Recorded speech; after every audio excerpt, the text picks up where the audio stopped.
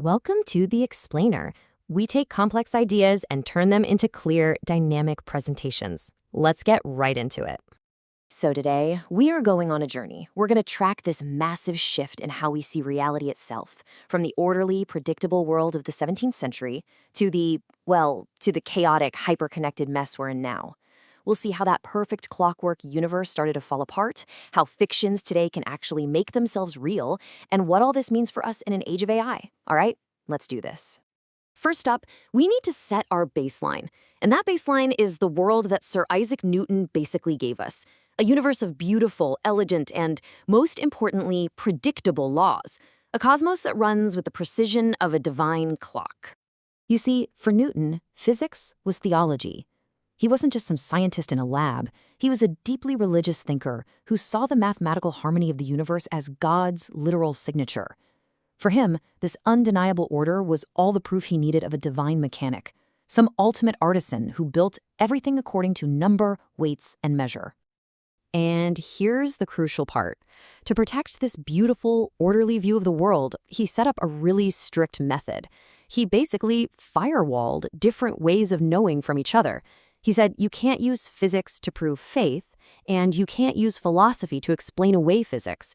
Mushing them all together, he argued, was a huge mistake, a corruption of how we find truth. And this separation, it created a stable, noble world. For a while, anyway.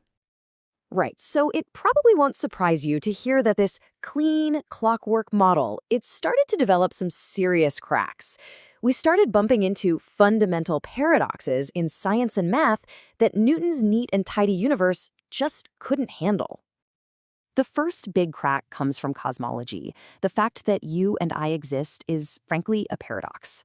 The Big Bang should have made equal parts matter and antimatter. They would have wiped each other out instantly, leaving nothing. So why are we here? And the second crack? It comes from pure mathematics, the fourth dimension.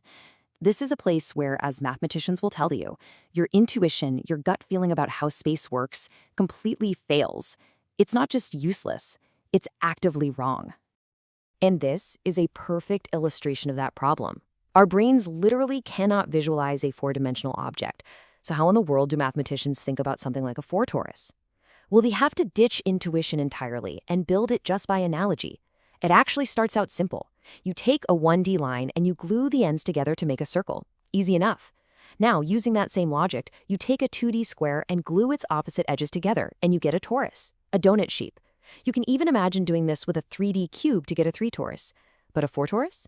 To get there, you have to imagine a 4D box, adding time as another direction, and then glue its opposite sides, which includes gluing the beginning of time to the end of time. You can't see this. It's a purely abstract construction that just screams at us about the limits of our own perception. So this breakdown of a stable physical reality, it leads directly into our modern crisis. We're now in an age where information isn't just about the world. Information is a force that generates the world. And this brings us to a really important idea for our time, a concept called hyperstition. Okay, so these aren't just stories or myths. There are fictions that operate like self-fulfilling prophecies on steroids. They're ideas that don't just describe reality, but they actively create it. Think about a financial panic. A story about a bank failing makes everyone pull their money out, which causes the bank to fail. The fiction makes itself real. And listen, this isn't just some wild philosophy. This is backed up by hard science. Neuroscientists like Christoph Koch have confirmed it. Our brains are incredibly vulnerable to this stuff. Your perception of the world isn't a clear window. It's a controlled hallucination that your brain builds on the fly just to make sense of all the noisy data coming in. We are biologically hardwired to have a reality shaped by stories. And we can see this happening in real time. The adrenochrome conspiracy is a textbook case of hyperfiction. Okay, so it starts as a real but kinda obscure chemical compound. Then a work of fiction, Fear and Loathing, introduces this crazy, false story about where it comes from. Decades later, that fiction gets picked up and weaponized online, and bam, it goes viral and morphs into a massive delusion that has warped how people see the world and has led to actual, real-world harm. A fiction literally made itself real. Now, you might be thinking this is all just random chaos, but the sources we're looking at suggest something else.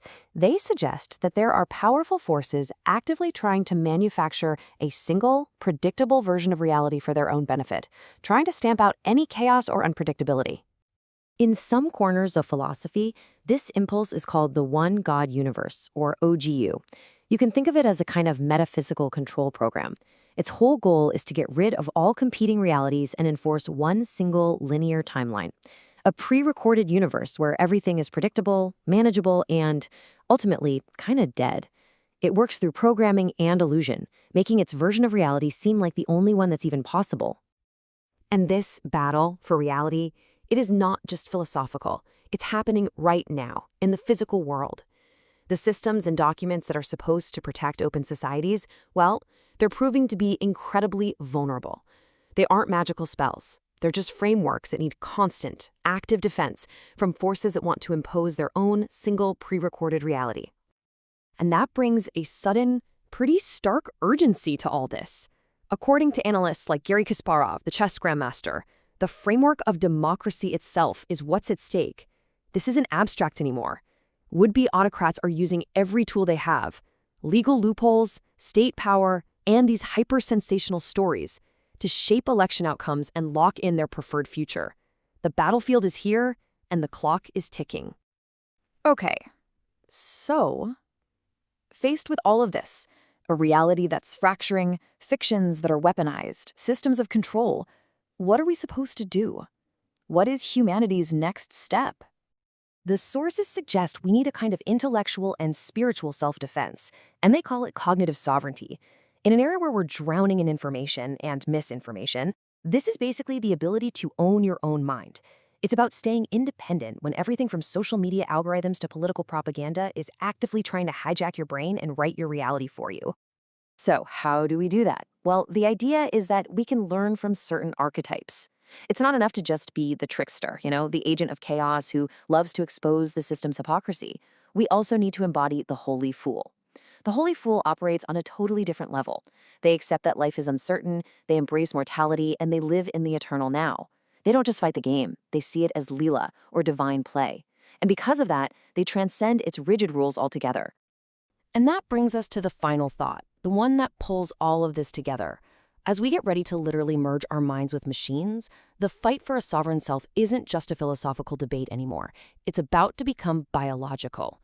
Newton's clean, separate domains are collapsing, not just out there in the world of physics, but inside our own heads. And that leaves us with the defining dilemma of our time.